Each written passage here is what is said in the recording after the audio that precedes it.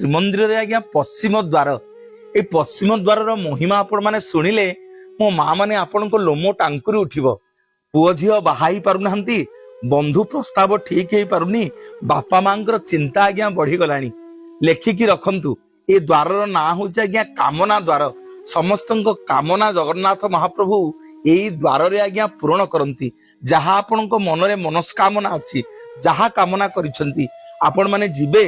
जहार बाहागर हेई पारुनी, जो पुओ झियो मानकर बयस अत्यधिक हे गलानी, ए पश्चिम द्वारर ठीक तृतीय पाहाचरे, एई तृतीय पाहाचरे बसिकरी नीलचक्र पतित पावन बानांकु अनेकरी जगन्नाथ पाखरे मानसिक करिवे, महाप्रभु मो बाहागर कर दियो, मो बाहागर ठीक कर दियो।